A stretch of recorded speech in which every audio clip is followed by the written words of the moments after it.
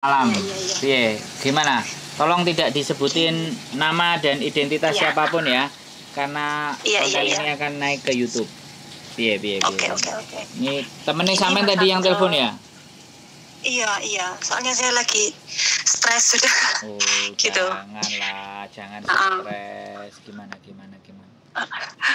Gini, sebelum-sebelumnya memang langsung aja ya. Sebelum-sebelumnya itu Iya, kan, jangan lewat perantara, langsung aja, Mbak. Saya suka yang langsung-langsung, Mbak.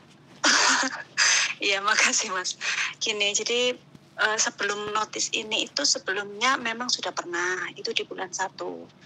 Karena tidak dijelaskan kondisi majikan yang dirawat gitu. Kan waktu ketemu interview pertama itu neneknya itu baik gitu, baik Terus? banget. Tapi anaknya nggak ada keluar kata-kata neneknya ini ada trauma psikis gitu loh. Terus kita tanda tangan, kita kerja dari bulan September gitu. Akhirnya kita kerja, kok di minggu pertama itu sudah menunjukkan aneh. Nenek ini nggak pernah tidur hampir 24 jam.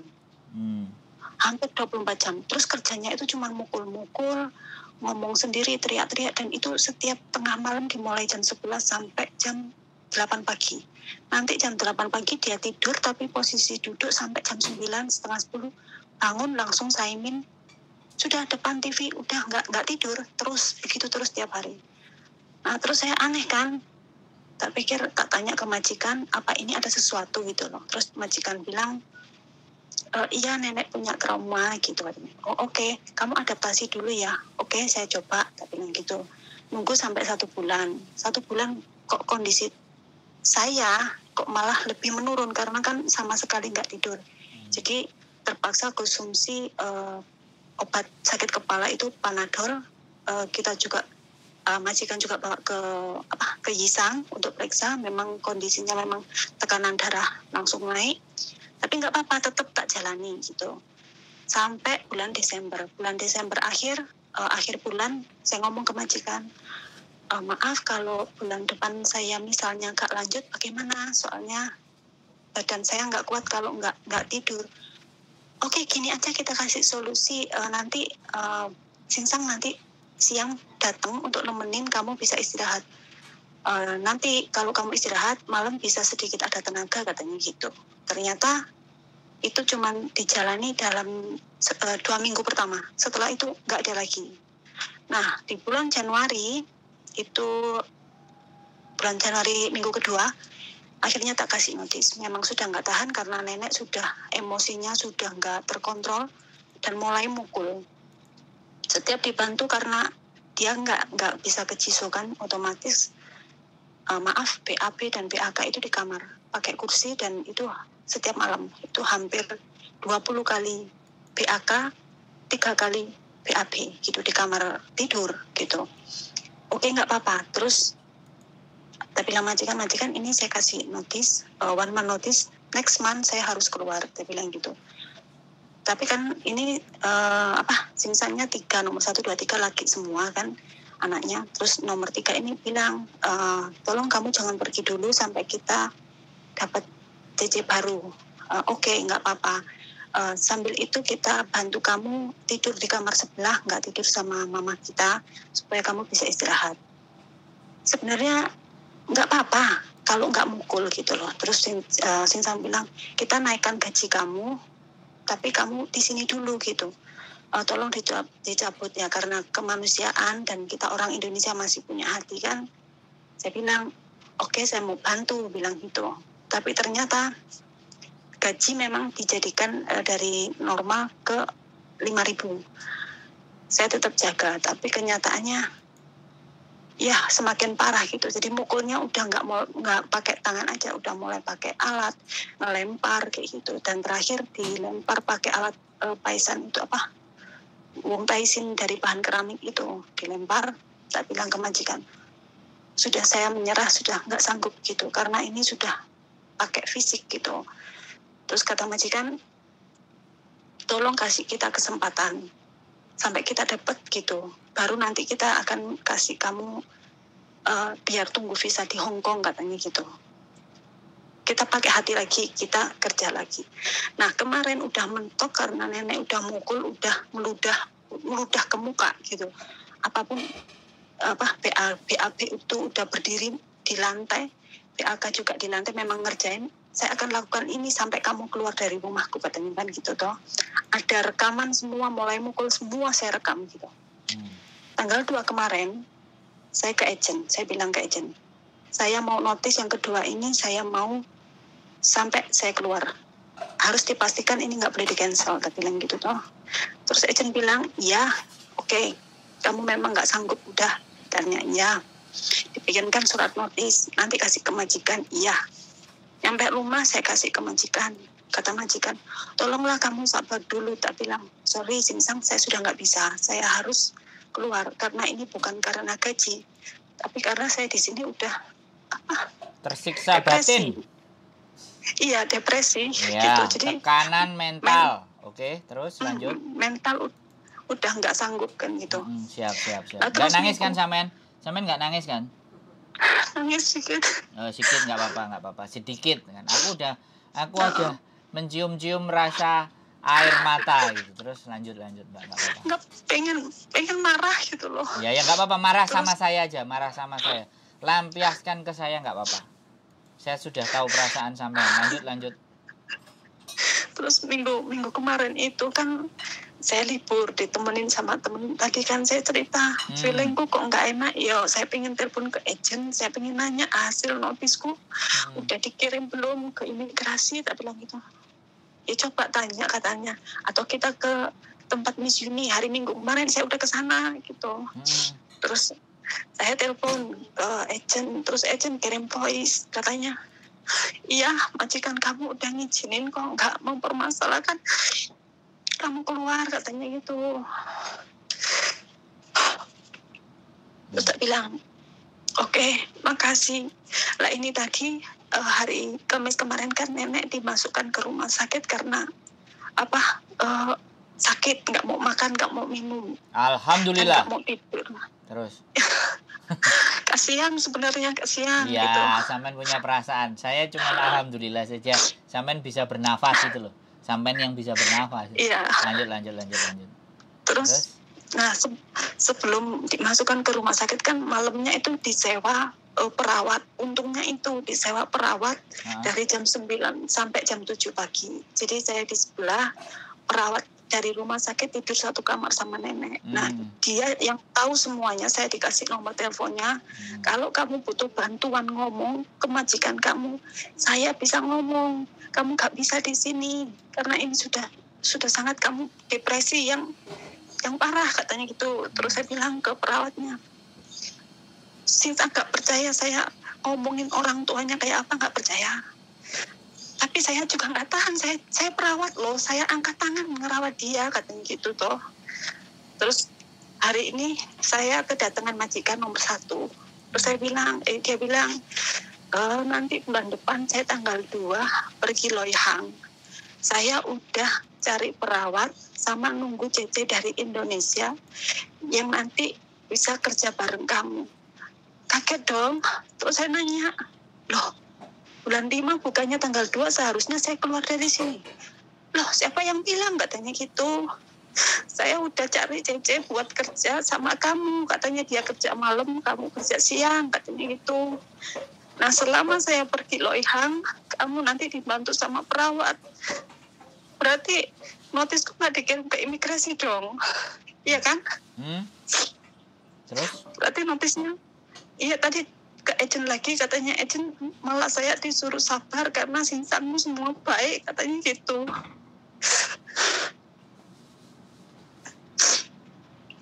Saya cuma pengen keluar itu aja, nggak tahan. Ini nenek katanya minggu-minggu ini kan pulang balik ke rumah gitu. Dalam kondisi orangnya seperti itu, saya harus apa gitu. Oke, Samen lanjutin nangisnya dulu. Kalau sudah selesai, Samen bilang, wis mas silahkan ngomong gitu.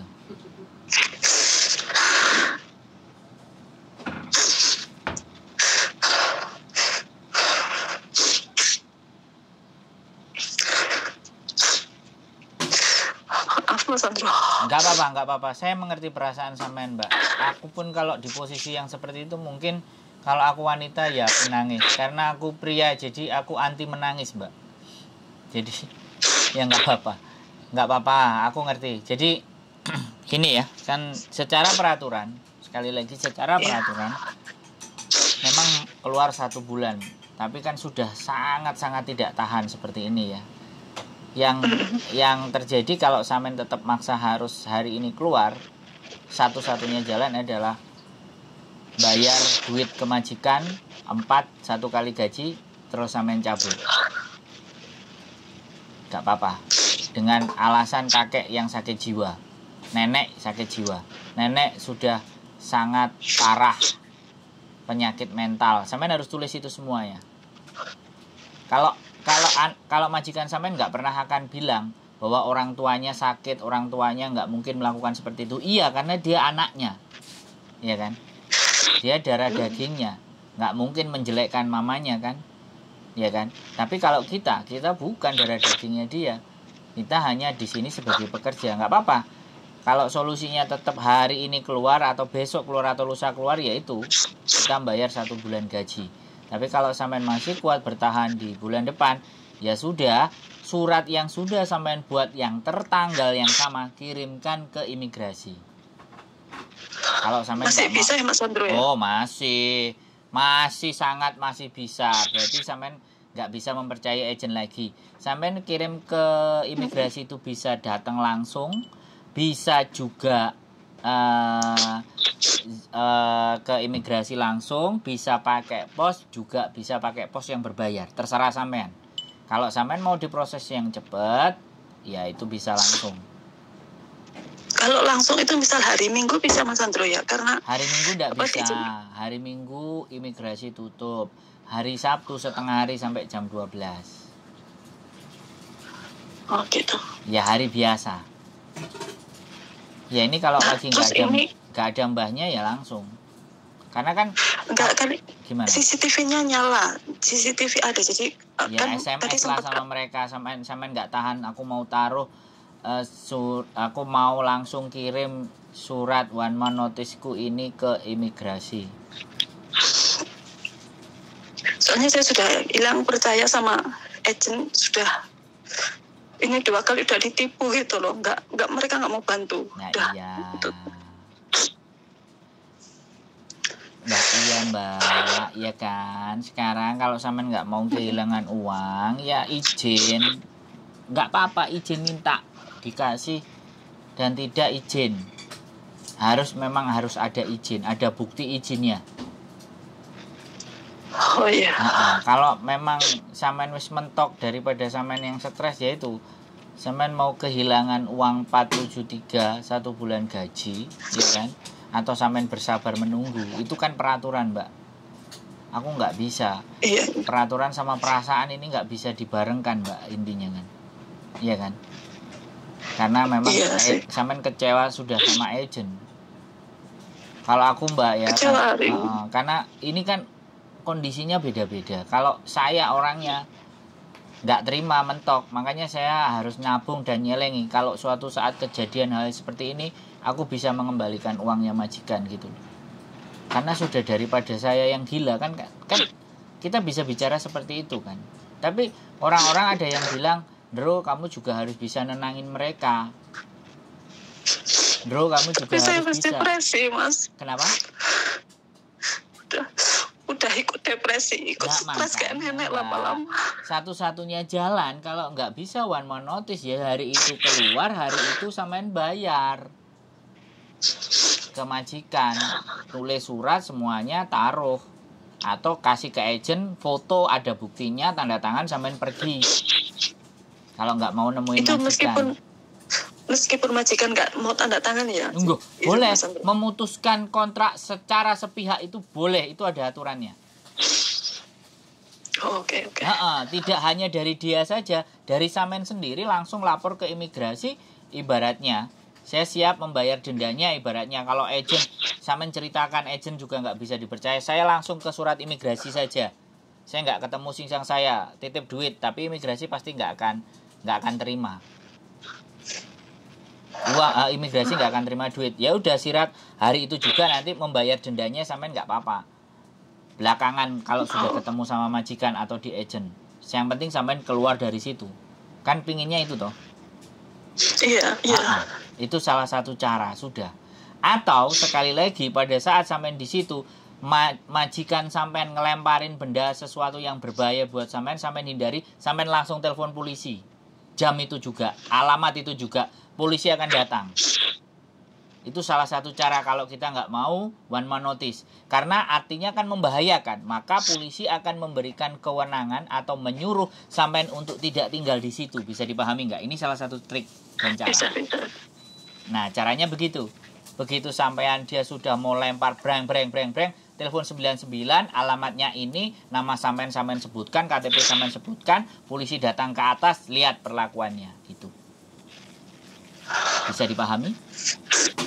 Sorry, saya tidak marah ya Mbak, karena saya laki-laki, kadang saya mau larut ke dalam sampean, saya nggak bisa membawa sampean keluar dari persoalan ini, makanya saya harus posisinya netral. Gimana? Tadi juga gitu kan mikir, saya bilang karena saya masih shock kan tadi. Tak bilang kalau saya keluar ini sekarang karena posisi gak ada majikan takutnya dituduh macam-macam kan gitu tuh. Ya telepon polisi saja nggak apa-apa. Hari ini saya keluar, polisi yang jadi saksinya suruh cek barang saya, sampean semuanya nggak apa-apa, semuanya serba polisi. Karena memang nggak ada orang, sekali lagi. Ya sekarang kalau nggak ada orang kan nggak ada masalah toh. Sampean bisa bertenang, kalau sampean bisa ibadah, tenangkan hati. Ya kalau Nasrani ya sampean berdoa berlutut, tapi kalau sampean Muslim ya saling bentangkan sajadahnya dan berdoa kan, karena nggak ada nenek toh kan? Nggak ada nenek tapi tetap nggak bisa tidur karena kayak udah ketakutan jadi dengar suara udah. Oke. Berarti itu depresi dan trauma. Kalau begitu nggak apa-apa, telepon aja polisi ketakutan. Udah, polisi nanti akan telepon majikan sampean. Satu-satunya kalau sampean merasa tidak nyaman di tempat tersebut, polisi lah yang bisa membantu. Saya bantunya gimana? Saya nunggoi di sana. Waduh, siapa kalian? Siapa kamu? Gitu lagi kan, masalah lagi. Gak apa-apa. Saya merasa tidak nyaman. Kenapa? Ada apa keluhan? Saya tidak nyaman, saya tidak tenang tinggal di sini, saya trauma, bla bla bla bla. Sampaikan ke polisi aja. Polisi biar bingung nanti cari solusinya. Pastinya dia akan telepon majikan. Iya mas. Jadi bisa. Logika sampean harus tetap jalan. Logika sampean harus tetap jalan. Cuci muka. Kalau memang ibadah. Kalau sangat terganggu sama sekali, ya meditasi itu diem. Kita tenang, ya udah wiritan. Supaya hati kita tenang. Istighfar kita supaya tenang. Hanya itu yang bisa saya lakukan kepada sampean, Mbak. Kalau saya nggak bisa menyarankan A, B, C, D. Karena segala sesuatu tetap semuanya sampean yang harus menyelesaikan ini persoalan. Saya hanya memberikan dorongan dan semangat. Ngasih tahu cara-cara, karena sekali lagi orang yang takut, depresi, kekhawatiran itu pasti logikanya akan terganggu. Nggak akan rasional. Makanya saya tetap rasional dan tetap ngomong sama sampean. Makanya kenapa kalau ada orang yang pingsan, orang di sebelahnya harus selalu ngomong. Supaya yang pingsan tadi tidak bablas gitu loh. Ya, istighfar yang banyak, dilegakan hatinya, dicuci mukanya, apapun itu ceritanya, sampean harus bisa menenangkan diri sampean sendiri. Dan ini sifatnya sementara, badai pasti berlalu. Jadi, aku nggak bisa, aku juga cowok, Mbak. Aku cowok memeluk sampean kan ya repot, kan begitu susah. Nah, saya harus bawa sampean ketawa ini lama-lama. Kalau sampean nangis terus repot. Saya harus membawa sampean ketawa. Saya cowok, Mbak. Saya juga masih punya hasrat dan masih punya keinginan. Nah, gitu kan?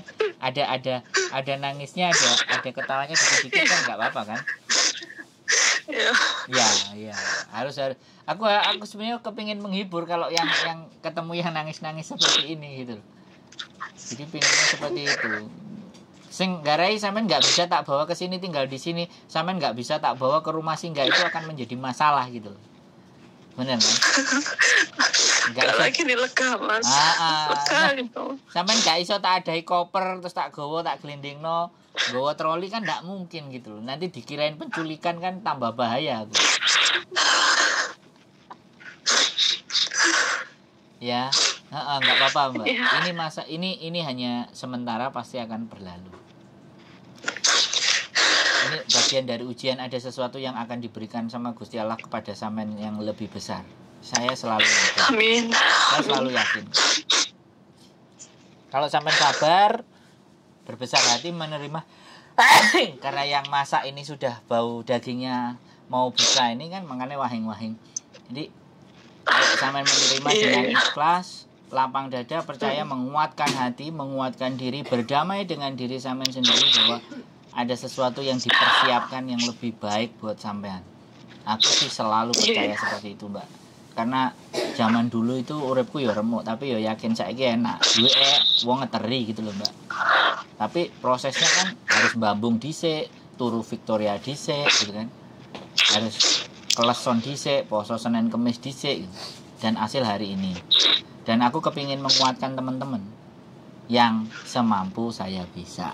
Begitu ceritanya. Yang jangan dipaksakan ya kan. Kalau yang dipaksakan tadi sampean tak lempit, tak lebokno koper, tak go troli ke rumah singgah, terus sampean tenang. Nah itu kan sesuatu yang sangat dipaksakan gitu loh mbak. Ya rasanya plong gitu. Siap. Makasih Mas Andro. Yang penting sampean jangan nelpon garangan ya. Dan jangan sampai ngangkat teleponnya garangan. Oh enggak. Nanti sampean ditipu, terus disayang-sayang sama mereka, dimintain duit, terus dicalui gambar-gambar dan video porno, kan repot toh mbak ya. Oke, situasi sampean soalnya lagi rawan ya. Jangan telepon garangan. Teleponnya kalau nggak saya ya Miss Juni aja. Ya, senyum mbak ya. Iya Mas Andro. Senyum. Iya, makasih Mas Andro. Saya berusaha menghibur, saya tidak mau larut, walaupun sebenarnya hati saya rada tersayat, tapi yo motoku tak lapane lah ben gak ketok nek melok sedih sampean ngono lho. Jadi apa-apae. Adalah sini nang kamera ini subscriberku pasti nonton. Nanti nak konten sampe nonton no. Ya, semangat mbak. Yakin ini hanya berlangsung sementara. Kalau perlu 2-3 hari selesai. Kalau bisa nenek di rumah sakit terus, tidak bisa diputuskan untuk pulang karena ada gangguan jiwa. Nah itu baru minta sama Tuhan ya, supaya diberikan jalan terbaik buat sampean. Yakin 2-3 hari jalannya akan muncul dan kelihatan. Dan pasti sampean pasti telepon aku, Mas Andro ayo ngopi. Sampean njaluk kopi apa? Itu sesuatu yang saya suka mbak. Amin. Oke. Nanti kalau saya keluar pasti telepon Mas Andro nanti. Yes, alhamdulillah, mantap. Ya. Makasih Mas Andro ya. Semangat ya Mbak semangat. Kita ada di belakang sampean untuk menguatkan. Oke? Oke, makasih Mas. Sehat selalu Mbak yuk, bye bye. Terima kasih, bye bye. Oke teman-teman semuanya ya. Akhirnya yo ngrungokno iki sedih lah teman-teman, sumpah. Yang kayak gini nih piye ya, tapi ya kita bisanya hanya meminta ke Gusti Allah ya. Harusnya saya nggak ikut nangis ya, tapi nggak manusia gitu loh kak. Orang yang nggak bisa ngerasakan, saya nggak bisa orang, wah itu masalahmu, ya itu kegoblokanmu, itu kemalasanmu, kau gak iso gelem maca, gak gelem. Saya nggak bisa seperti itu ya teman-teman. Artinya segala sesuatu itu tidak sesuai. Banyak yang tidak sesuai apa yang kita bayangkan. Tapi yakin ketika kalian banyak berbuat baik, kebaikan-kebaikan itu akan datang dengan sendirinya. Dan pertolongan-pertolongan itu pasti. Dan saya yakin karena saya pernah mengalaminya. Selama saya berbuat jahat, selama saya berbuat tidak baik seenaknya, sakarepe dhewe, sak senenge, tanpa mengabaikan perasaan orang, maka yang terjadi kesusahan, kesumpekan, keruwetan. Tapi ketika saya bisa melakukan kebaikan, berempati, bersimpati, bisa membantu, alhamdulillah semua jalan kebuka semua, pak. Saya yakin itu, aku yakin. Saya mudah-mudahan keyakinan itu juga ada dalam diri kalian semuanya. Keep stay tune my YouTube channel and see you.